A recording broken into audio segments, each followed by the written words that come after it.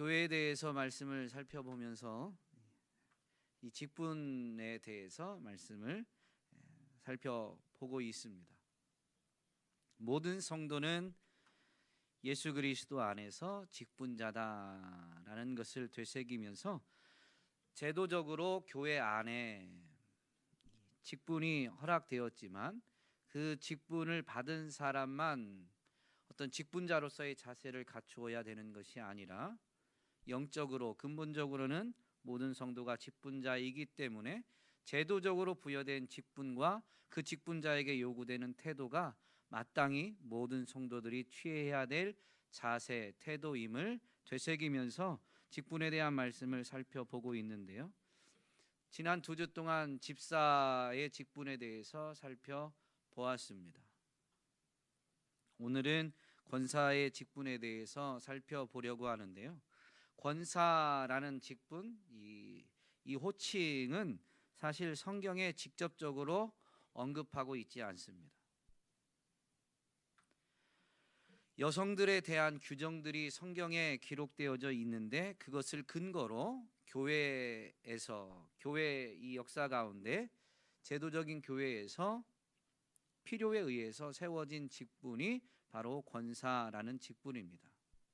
성경에 권사라는 것은 없지만 여성들에게도 직분이 주어졌다라는 것을 분명히 알 수 있기 때문에 성경을 근거로 이름만 권사라는 이 호칭을 사용한 것이지 분명히 여성을 직분자로 세우게 된 것입니다.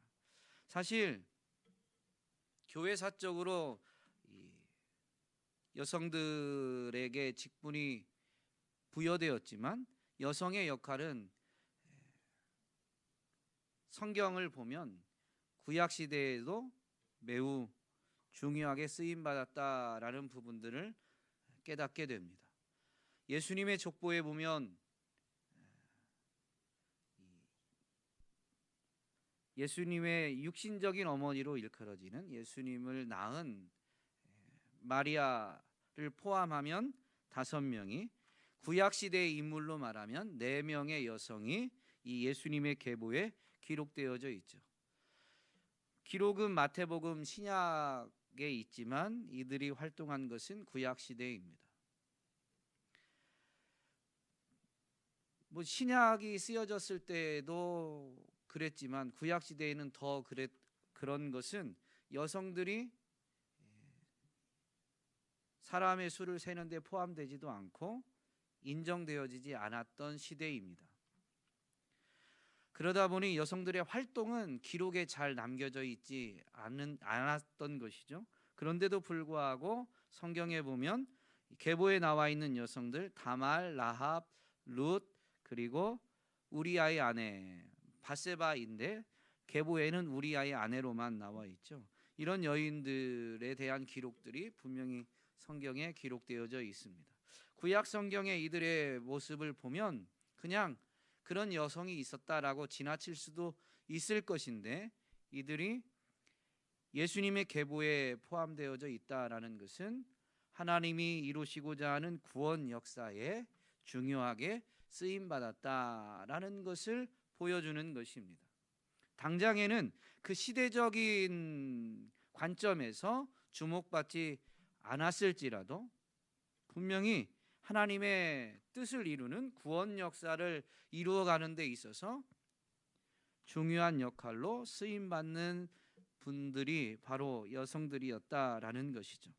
신약 시대에는 더 여성들의 역할이 두드러지게 되는데 예수님이 이 땅에 사람의 몸을 입고 오셔서 사역을 펼치실 때 그 공생에 있어서 가장 든든한 조력자, 지지 세력이 바로 여성들이었다라고 할 수 있습니다.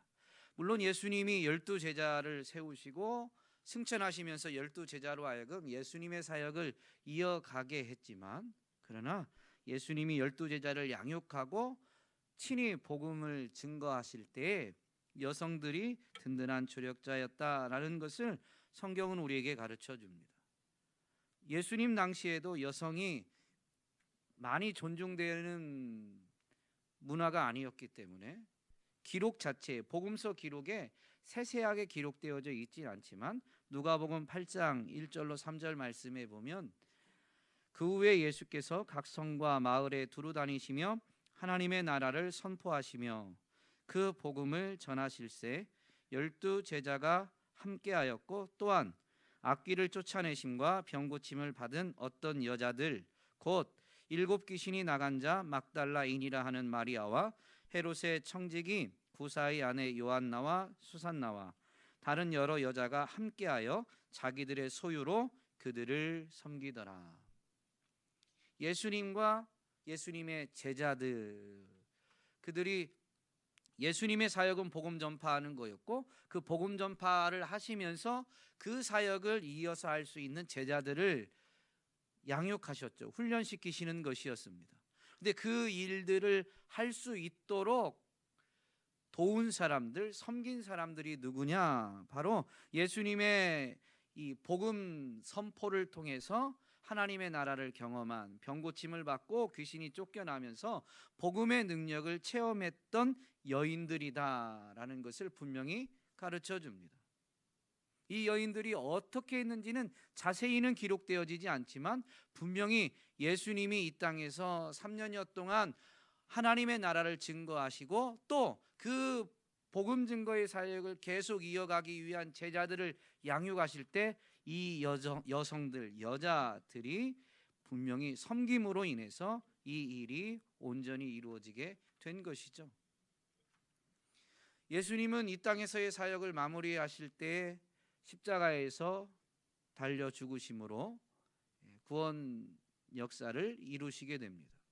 그리고 하나님이 그를 부활시키시고 또 승천하게 하시는데요. 십자가에서 달려 죽으신 다음에 십자가에 달리실 때 로마 병정, 그 전에 로마 병정들에게 붙잡혀 가실 때 사실 제자들은 뿔뿔이 흩어지게 됩니다. 베드로도 따라가 보려고 하지만 신문의 자리 대제사장의 집에서 예수님을 부인하고 도망치게 되죠.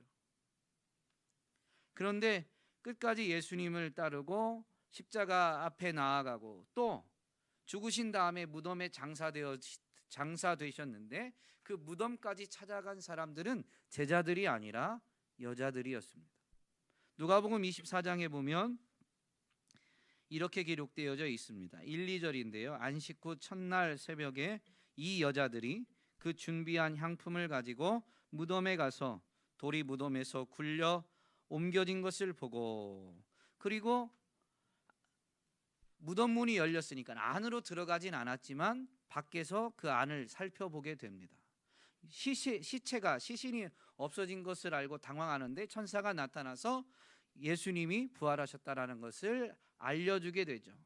그러자 이 여인들이 이제 11 사도와 다른 이들에게 예수님의 부활 소식을 알리게 됩니다. 9절로 10절에 이 부분이 있는데 무덤에서 돌아가 이 모든 것을 11 사도와 다른 모든 이에게 알리니 이 여자들은 막달라 마리아와 요한나와 야고보의 모친 마리아와 또 그들과 함께한 다른 여자들도 이것을 사도들에게 알리니라. 누가복음 8장에 있는 그 여성들의 명단과 정확하게 일치하는 건 아니지만 거의 공통적이죠. 이름을 낱낱이 기록하지는 않았지만 그 무리와 이 누가복음 24장의 무리가 크게 다르지 않다라는 것은 분명히 알 수 있어요. 그러므로 예수님의 복음 사역에서 복음의 능력을 체험한 이들이 예수님의 조력자로 지지자로 섬기게 된 것이고 그것은 예수님이 붙잡히실 때에도 심지어 십자가에 달려 죽으신 다음에도 변하지 아니하고 예수님을 섬기고자 했다라는 것을 분명히 보여주게 됩니다. 예수님의 바톤을 이어받은 복음 전파 사역을 앞서서 감당한 지도자들을 사도라고 일컫죠. 특별히 사도 중에 가장 작은 자라고 스스로 고백했던 사도 바울의 사역, 그는 이방 지역을 두루 돌아다니면서 교회를 세우는 일을 감당했습니다. 그런 사도 바울의 사역에 가장 든든한 조력자들이 있었는데 거기에도 많은 여성들이 있었다라는 것을 성경에 기록되어져서 우리에게 가르쳐 줍니다. 로마서 16장에는 특별히 그들을 일일이 언급하면서 감사하고 교회가 또 그들을 더욱 돌아봐야 될 것을 권면하고 있는데 사도행전 16장에 로마서 16장에 보면 어떤 여성들이 있느냐? 베베, 브리스길라, 유니아, 드루베나와 드루보사, 루포의 어머니. 이름은 안 나오지만 루포라는 사람의 어머니가 나오고 네레오와 그 자매들이 나옵니다. 이런 여성들이 사도 바울을 도와서 교회가 세워지고 교회가 든든히 서가는 일에 헌신했다라는 것이죠. 사도행전 16장에는 분명히 바울이 빌립보 지역에 가서 복음 전할 때 그 바울을 도와준 이 두아디라 성과 빌립보 성을 왕래하면서 옷감 장사를 했던 자주색 옷감 장사 루디아가 등장하게 되죠. 이런 여성들을 통해서 교회가 세워지게 되고 교회가 든든히 서갔습니다.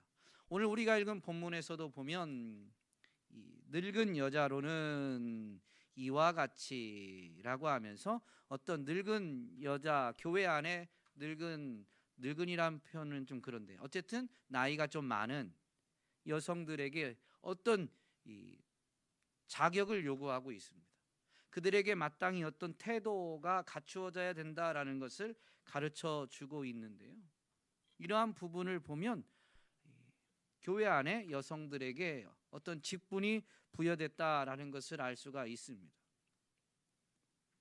디모데전서 5장 9절 10절 말씀에도 이것을 알 수 있는 부분이 있는데 과부로 명부에 올릴 자는 나이가 60이 덜 되지 아니하고 한 남편의 아내였던 자로서 선한 행실의 증거가 있어 혹은 자녀를 양육하며 혹은 나그네를 대접하며 혹은 성도들의 발을 씻으며 혹은 환난 당한 자들을 구제하며 혹은 모든 선한 일을 행한 자라야 할 것이요. 존 스토트 목사님은 이 부분을 주의하면서 이렇게 말했습니다. 과부의 명분은 도움이 필요한 과부가 아니라 봉사할 수 있는 과부를 위한 것이다.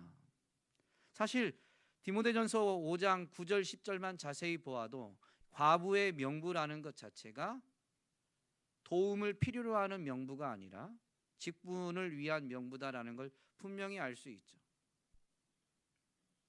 왜냐하면 그 명부에 올릴 자는 어떤 자여야 되냐면 나그네를 대접하고 환난 당한 자들을 구제하며 모든 선한 일을 행한 자라야 한다라는 것이죠.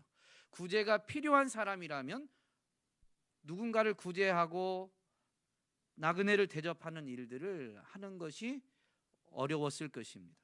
그런데 이런 일을 한 사람들이 과부의 명부에 올라가야 된다라고 하니 이 과부의 명부는 존 스토트 목사님이 주의한 것처럼 직분을 위한 봉사할 수 있는 그런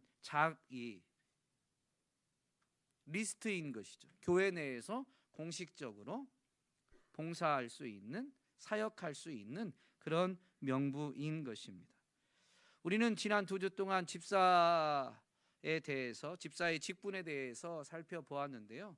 디모데전서 3장 8절로 13절 사이에 보면 집사의 직분에 대해서 설명하다가 이렇게 말하는 부분을, 기록한 부분을 찾을 수가 있습니다. 11절인데요. 여자들도 이와 같이 정숙하고 모함하지 아니하며 절제하며 모든 일에 충성된 자라야 할지니라. 이와 같이라는 이 부분을 잘 생각해 보면 이 부분은 지금 집사의 직분에 대해서 설명하던 중간에 있는 겁니다. 그리고 집사의 직분에 대해서 앞서서는 장로의 직분, 디모데전서 3장에서 보면 감독이라는 용어로 사용되어져 있는데요. 그 감독의 직분에 대해서 설명하는 부분입니다. 그렇게 교회가 감독 즉 장로와 그리고 집사를 세울 때 이런 사람들을 세워야 된다라고 기록하고 있는 부분인데, 거기에 이와 같이 여자들도, 그러니 이 여자들에게 어떤 직분이 주어졌는지는 모르지만 여자들도 직분자로 세워진 것은 분명하다라는 것을 알 수가 있는 것이죠. 그러므로 이러한 성경을 근거로 교회가 권사라는 직분을 부여한 것은 합당한 것이죠. 교회가 부여하게 된 이 권사의 직무는 사실은 자격을 보면 권사로서 교회 안에서 어떤 일들을 감당해야 되는지를 알 수가 있는데, 그 부분을 잘 알게 해주는 부분이 오늘 본문입니다. 늙은 여자로는 이렇게 시작하지만 늙었다라는 데 초점을 두지 마시고 젊으신 분도 하실 수가 있습니다. 어쨌든 교회 안에서 직분을 받을 여성은 이와 같이 행실이 거룩하며라고 되어 있는데요, 행실이 거룩하다라고 할 때 이와 같이라고 하고 있죠.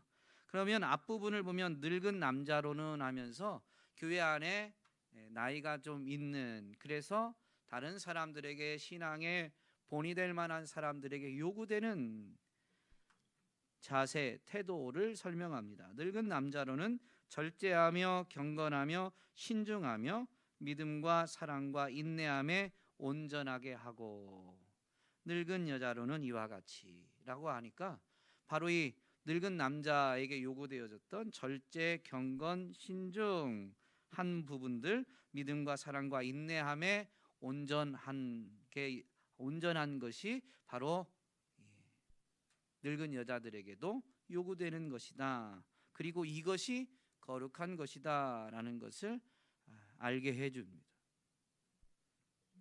이 거룩함은 사실은 성도로서 사람들에게 칭찬과 존경받을 만한 모습인 것입니다. 여성 직분에 대해서 다루고 있는 디모데전서 3장 11절에도 보면 여자들도 이와 같이 정숙하고 라고 되어 있는데요, 이 정숙하다라는 단어가 헬라어로 셈노스입니다. 지난주에 살펴본 안수 집사에게 요구되는 자세로 나오는 게 첫 번째가 정중하고인데요, 이때 정중하고라고 우리말로 번역된 단어도 헬라어로는 셈노스, 같은 단어입니다. 여러분, 셈노스라는 단어를 정중하고 또 11절에서는 정숙하고라고 이렇게 번역했지만 원어가 가지고 있는 의미는 뭐라고 그랬죠? 우리 교회가 앞으로 안수 집사님을 세워야 된다라고 말씀을 드렸는데,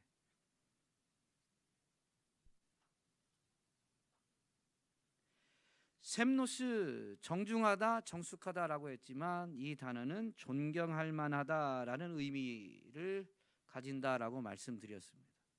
존경할 만한, 칭찬할 만한 사람이어야 된다라는 것이죠. 그리고 그렇게 칭찬받을 만한, 존경받을 만한 모습에 대한 부분이 이제 나머지 부분에서 설명하고 있는 도덕적 측면, 개인의 성품적 측면, 신앙적 측면, 그리고 가정적 측면에서 어떠해야 된다라는 것을 설명해 주고, 그러한 사람이 직분을 받아야 직분을 잘 감당할 수 있다라는 부분을 되새겨 보았습니다. 오늘 우리가 읽은 본문도 마찬가지예요. 늙은 여자로는 이와 같이 하면서 사실은 3절에는 그런 부분이 없지만 행실이 거룩하며 라고 한 거룩함이 사실은 칭찬받고 존경할 만한 모습이고, 거룩함이 무엇인가가 이제 이어지는 내용에서 설명되어지는 것이죠. 그러면서 5절 끝부분에 보면 이렇게 우리에게 가르쳐 줍니다. 이는이라고 하죠. 그렇게 직분자에게 어떤 태도와 자세를 요구하게 되는 목적이 있어요. 이는 하나님의 말씀이 비방을 받지 않게 하려 합니다. 직분자를 아무나 세웠다가는 도리어 그 직분자로 인해서 하나님의 말씀이 비방을 받게 되는 일들이 일어날 수 있는 거죠. 그래서 사실 직분자를 세우면 교회가 든든히 서가게 되지만 직분자를 잘못 세우면 교회가 든든히 서가는 것은 고사하고 교회도 어려움을 겪을 뿐만 아니라 하나님의 말씀이 비방을 받는, 하나님의 말씀은 곧 하나님입니다. 그러므로 하나님의 말씀이 비방을 받는다라는 것은 하나님이 비방을 받는다라는 것과 같은 의미입니다. 오늘날 세상이 교회를 비방하는 것은 여러분 교회의 모습이 덕스럽지 못하기 때문이기도 하지만 그러나 궁극적으로 그것은 하나님을 향한 비방이다라는 것이죠. 오늘 우리는 우리가 욕먹는 것 때문에 언짢아하고 속상해하고 분노해서는 안 되고요. 교회를 향한 세상의 소리를 듣고 나의 연약함 때문에 하나님이 모욕을 받는 것 때문에 하나님이 비방을 받는 것 때문에 속상해하고 아파하고 그래서 싸우는 게 아니라요. 우리를 돌아보고 돌이켜서 더욱 거룩함으로 나아가야 되는 것이죠. 집사와 같이 권사에게도 요구되어지는 그 자세는 분명히 존경할 만한, 칭찬할 만한 것인데요. 그것이 바로 거룩함이고 이것이 앞부분에 있는 늙은 남자들에게 요구되는 자세에서 가져온다면 하나만 가져오면 절제라고 할 수 있습니다. 왜냐하면 늙은 여자로는 이와 같이 행실이 거룩하며 라고 한 다음에 뒤에 나오는 것들이 절제와 연관이 되어 있어요. 모함하지 말며 모함한다라는 이것은 여러분 뭐가 모함이에요?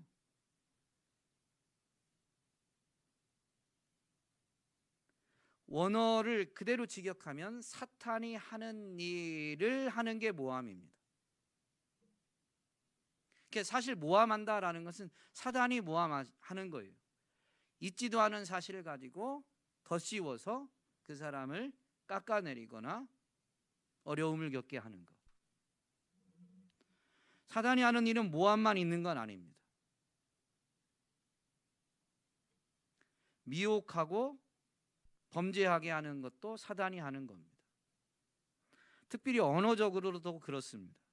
고발하고 참소하고 비방하고 이간하는 일을 사단이 하는 것입니다. 이런 일들을 다 하지 않는 게 모함하지 않는 거예요.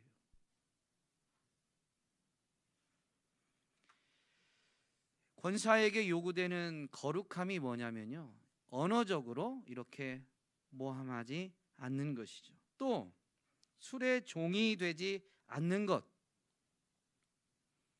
집사의 직분에 대해서 설명할 때도 말씀드렸지만 술이라는 것은 알코올만을 의미하는 게 아니라 사람들이 즐거움을, 행복을 찾으려고 붙드는 모든 것을 바로 술이 대표하고 상징하는 것이죠. 인생은 하나님을 떠나서는 온전히 평안과 자유와 기쁨을 누릴 수가 없습니다. 그런데 하나님이 없는 그 자리를 다른 것으로 채워서 기쁨과 평안과 자유를 누리려고 하게 되죠. 그러다 보니 결코 채워지지 않는 그것으로 채우려고 하니까 그것을 붙잡게 되고 그것에 매이게 되고 결국엔 그것에 종이 되게 되더라라는 것입니다. 그래서 많은 술에 종이 되지 않아야 된다라고 이 여성 직분자 권사에게 이런 것을 요구하고 있는 것이죠. 집사뿐만이 아니라 권사에게도, 아니 엄밀히 말하면 바로 이 믿음의 사람들에게 하나님 외에 다른 것으로 즐거움을, 평안을, 자유를 얻으려고 붙드는 것을 중단해야 됨을 요구하고 있는 것입니다. 오직 주님만을 붙들어야 되는 것이죠. 우리의 타락한 본성, 육체는 이 육체의 즐거움을 따라가려는 속성이 있어요. 그런데 그 육체의 습성을 따르지 않고 하나님을 따르는 데 있어서 필요한 게 뭐냐? 절제입니다. 성령의 9가지 열매 중에서도 가장 마지막에 부각되는 게 바로 절제죠. 이 절제함이 그 성도로 하여금 성도다운 삶, 바로 거룩한 모습으로 나아가게 만드는 것입니다. 여성들에게 이 행복을 가져다 주고 그래서 매이게 만드는, 조금 더 강한 용어로 하면 중독되게 만드는 것들은 무엇이 있을까요? 저도 다는 모르지만 남성보다는 여성이 더 즐거움을 얻는 데를 알고 있습니다.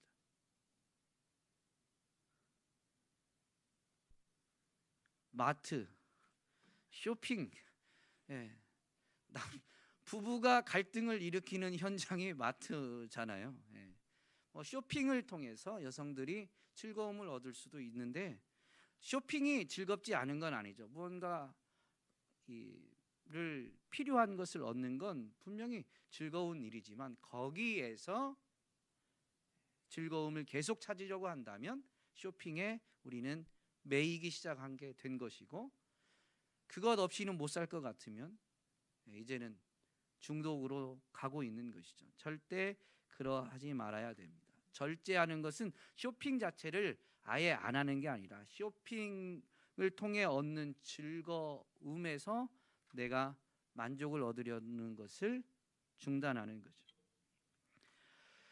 모함하는 것은 분명히 언어적인 부분인데요, 이 언어는 사실 매우 어려운 영역입니다. 야고보 사도는 분명히 우리가 다 실수가 많으니 만일 말에 실수가 없는 자라면 온전한 사람이다라고 가르칩니다. 혀는 능히 길들일 사람이 없나니 쉬지 아니하는 악이요 죽이는 독이 가득한 것이다라고 분명히 가르쳐주죠. 그런데 어떻게 언어적으로 실수하지 않을 수 있느냐? 사단의 언어, 미혹, 고발, 참소, 비방의 언어를 끊고 천국의 언어, 예수님의 언어를 가지고 살아가느냐? 여러분, 어떻게 가능할까요?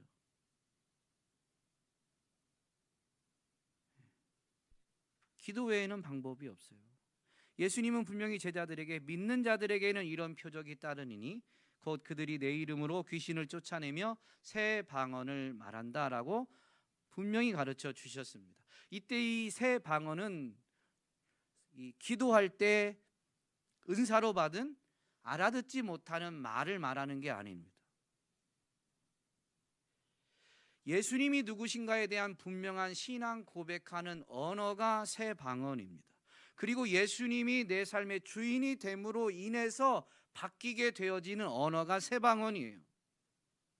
어둠의 영역에 살아갈 때에는, 육신적으로 살아갈 때에는 안 된다, 못한다, 힘들다, 어렵다라는 게 주된 언어였다라면, 예수님을 믿고 예수님을 내 삶의 주인으로 모시게 되면 빛 대신 그분 안에 거하게 되면서 어둠의 언어가 아니라 빛의 언어, 밝은 언어를 주된 언어로 사용하게 되죠.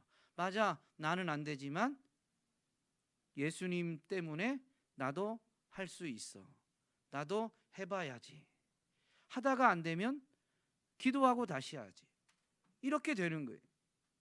그래서 믿는 자들에게 따르는 표적이에요. 믿는 자들에게 그렇게 해야만 한다라고 가르쳐 주는 게 아니에요. 믿음이 있으면, 정말 겨자씨 하나할 만한 믿음이라도 참된 믿음이 있으면 이 산을 들어 저기로 옮기라고 해도 어떻게 된다고요? 그대로 되어진다라는 것입니다. 불가능한 게 아니에요. 언어가 달라지게 되어 있어요. 제가 학생들 사역할 때 고1 때 수련회에서 예수님을 인격적으로 만난 친구가 있었습니다. 학생부 사역할 때 주중에 아이들 학교를 돌아가면서 급식 시간에, 점심엔 안 되고 저녁 시간에 고등학생들이라요. 저녁 급식 시간에 학교 안에 들어가는 걸 허용하는 학교는 학교 안에서, 허용되지 않으면 학교 담을 두고 아이들을 만납니다. 그래서 제가 간단한 간식거리를 사가서 우리 교회 아이들에게 나눠주고 이렇게 대화 좀 하고 힘내라고 하고 돌아오는데요. 우리 아이들에게 만나서 간식을 줄 때 우리 아이들이 먹을 것만 주는 게 아니라 자잘한 거지만 조금 많이 줘서 친구들에게 나눠주게 합니다. 그러다 보니까 학교 신방 가면 친구들이 같이 오게 돼요. 그러면 친구들에게도 조금 나눠주고, 그러다 보면 우리 교회 아이들의 친구 관계는 정해져 있어요. 매주 새로운 애들을 데려오진 않아요. 어느 시간이 지나면 그 아이가 그 아이고, 로테이션으로 올 수는 있지만 어느 정도 이제 얼굴이 익혀지게 되죠.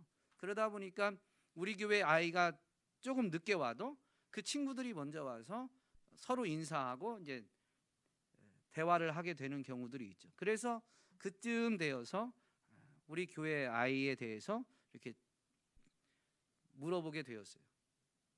누구 어때? 뭐 그냥 그래요 그러더라고요. 뭐 어때라는 질문 자체도 뜬금이 없으니까. 야, 공부는 열심히 하니? 공부 잘 안 하는데요. 수련회 때 은혜 받았다고 했는데 수련 이 여름 방학 이후에는 좀 어떤데? 똑같아요. 그러더라고요.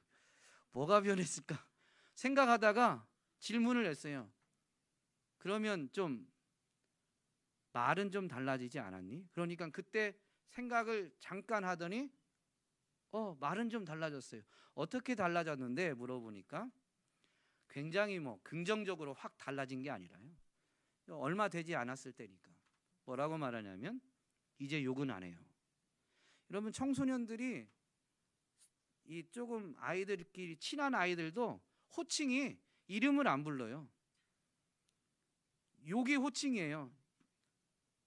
야, 이 새끼야, 저 새끼야. 이거는 굉장히 욕의 축에도 끼지 않아요. 그렇게 부르는 것이 너무 일상화되어 있다 보니까 그렇게 불려도 기분 나빠하지 않아요. 그러니까 이 친구도 그런 말을 안 하게 된 것이 별로 신경이 쓰여지지 않은 것이죠. 그런데 생각해 보니까 그런 언어들 자체를 이제는 사용하지 않게 되었다라고 당사자가 없는 데서 얘기를 해주더라고요. 정말로 인격적으로 예수님을 만난 게 분명하구나 라는 걸 확인했습니다.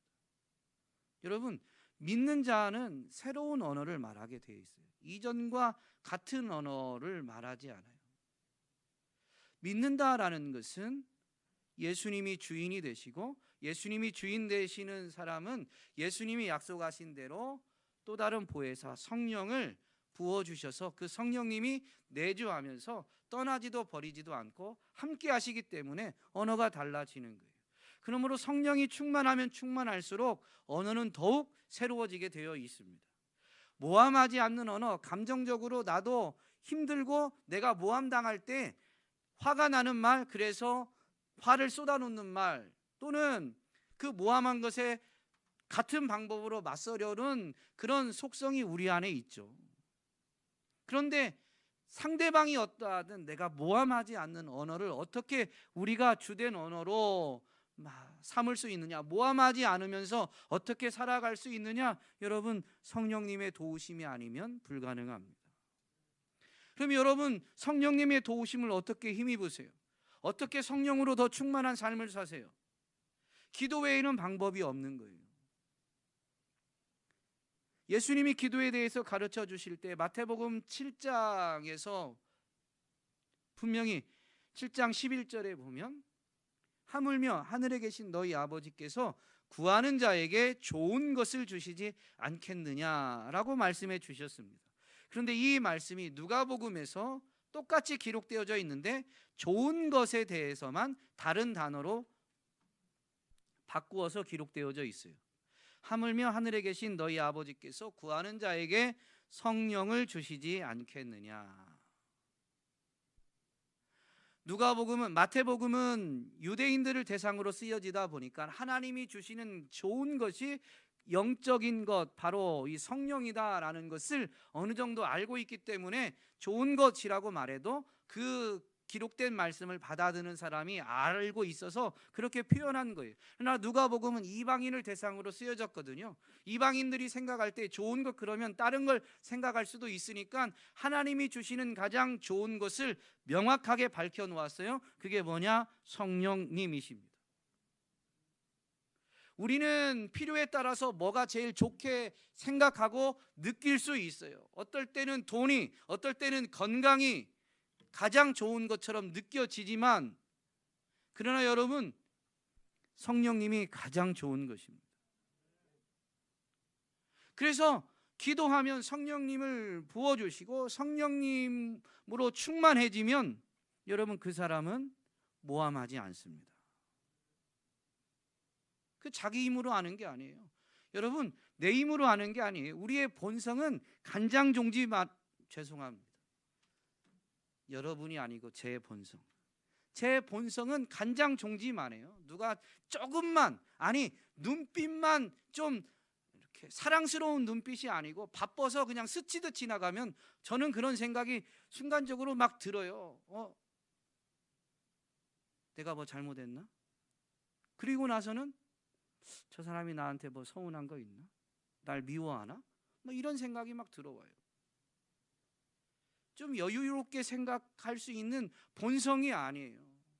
그런 생각들이 오지만 결국 그런 생각들을 몰아내고 이해하고, 그리고 오히려 그럴 수도 있으니까 그분에게 여유가 생기도록, 그분이 더 평안하도록 기도해야 되겠구나라는 마음은 절대 제 안에서 나오는 게 아니에요. 성령님이 아니면 그런 마음을 가질 수가 없습니다. 모함하지 아니하고 선한 일을 하는 건요, 절대적으로 성령님의 역사하심이죠. 그래서 정말로 이 모함하지 아니하고 거룩한 삶, 술의 종이 되지 않는 이런 거룩한 삶을 살아야 되는 이 권사님들의 첫 번째 직무가 뭐냐면요, 기도에 힘쓰는 것입니다.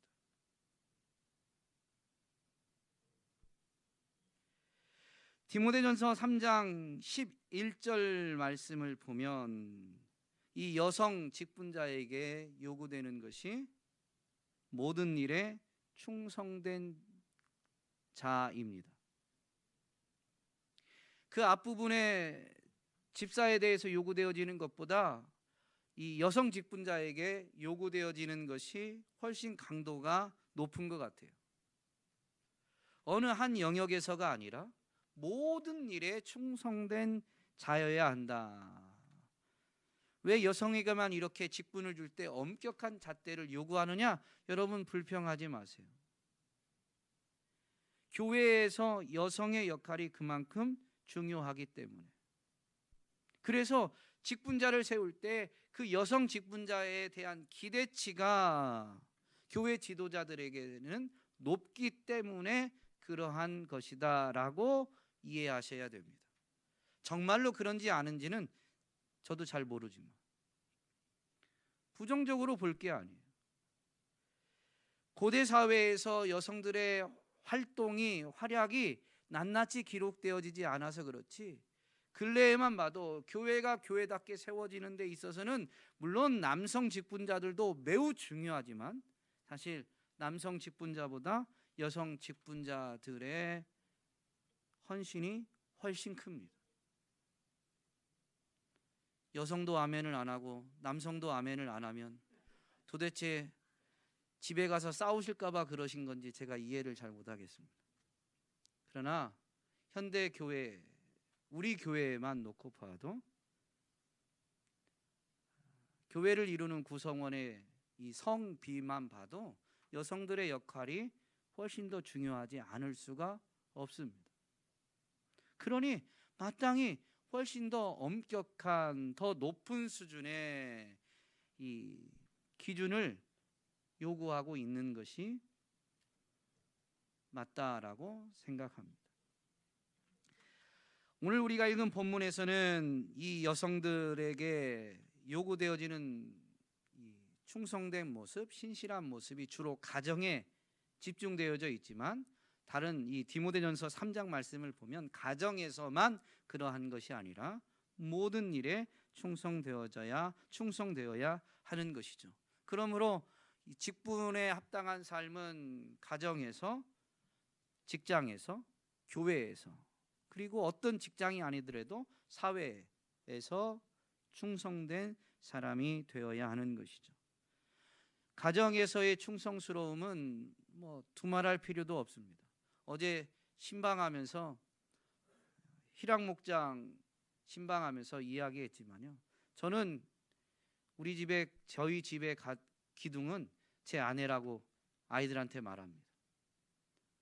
아내가 아빠가 기둥이야 라고 하지만 절대 그렇지 않다. 남편은 울타리는 될 수 있지만 절대 기둥이 아니다. 집에서 보면요, 둘 다 아파보면 알아요. 빈자리가 생겨보면 알아요. 아빠가 아프면 아빠 한 명 아픈 걸로 끝나요. 집은 여전히 평화롭고 아이들은 여전히 신바람 납니다. 근데 엄마가 기분이 안 좋다, 아이들이 눈치를 보고 자기 방으로 갑니다. 아빠 기분 나쁜 건 신경도 안 써요. 근데 아빠가 아프면 아빠 혼자 침대가 누워 있으면 돼요. 근데 엄마가 아프면 여기저기서 난리가 나고 집이 아니게 되고 결국엔 아픈 엄마를 침대에서 끌어내리게 됩니다. 그래서 여성이 가정에서 기둥이다라고 말하는데요, 무엇보다도 오늘 본문에 있는 대로 남자는 여자를 못 바꾸는데 여자는 남자를 바꿉니다. 바보 온다를 장군으로 만들죠. 어쨌든 그러한 것들, 성경에도 보면 디모데라는 인물은 바울의 뒤를 잇는 교회의 지도자인데요, 디모데가 교회의 지도자로 쓰임받게 된 그 믿음은 어디에서 오느냐?